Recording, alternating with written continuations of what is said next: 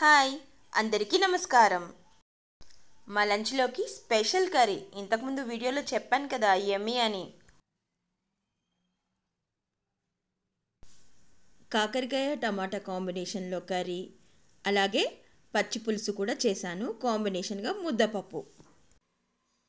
కొన్ని నీళ్ళల్లో బెల్లం, గల్లుప్పు, అల్లం పేస్ట్ వేసి పక్కకు పెట్టుకున్నాను. చిన్నగా తరుక్కున్న పచ్చిమిర్చి, పుదీనా, కొత్తిమీర ఇలా సెట్ చేసుకొని పక్కకు పెట్టుకున్న తర్వాత కాకరకాయ కర్రీ కోసం కావాల్సినవి కూడా రెడీ చేసుకున్నాను.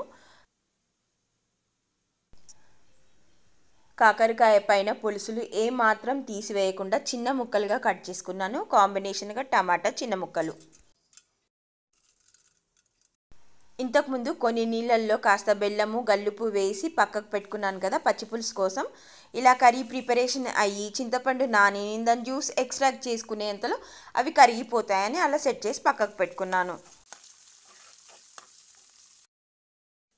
ఇక కాకరకాయ కర్రీ కోసం పోపు చేసుకొని కాస్త మెంతి పొడి వేసుకొని కాకరకాయ ముక్కలు వేసుకున్న తర్వాత పసుపు, కాస్త ఆమ్చూరు వేసాను. టమాటా వేసినా సరే ఆమ్చూరు వేయడం వల్ల ఒక మంచి టేస్ట్ వస్తుంది. ఈ ముక్కలకు సరిపడా ఉప్పు వేసి మంచిగా కలుపుకొని మూత వేసి కాసేపు ఉడికేలోపు ఈ చింతపండుని నేను గంటకి పైగా నానబెట్టాను. పులుపుకు తగ్గట్టుగా నీళ్లు అడ్జస్ట్ చేసుకొని పైనుంచి పోపు చేసుకోవడమే.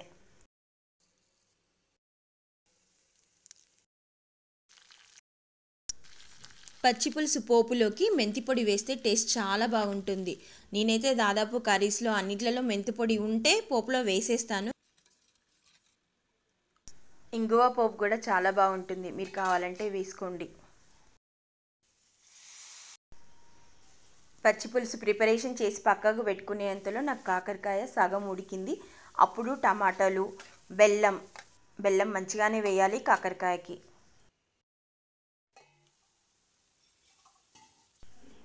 టమాటాలు కూడా వేసిన తర్వాత మూత పెట్టి కాసేపు ఉడికించిన తర్వాత ఇది మంచిగా ఉడికింది. కానీ నాకు ఇంకాస్త బెల్లము, ఉప్పు పడుతుంది అని అడ్జస్ట్మెంట్ చేసుకున్నాను. కర్రీ చాలా బాగా కుదిరింది. మా పిల్లలు ఒక్కొక్కసారి కాకరకాయ అంటారు అని చెప్తాను కదా, ఈరోజు ఎలా కుదిరింది అని అడిగితే బాగుంది అని చెప్పారు.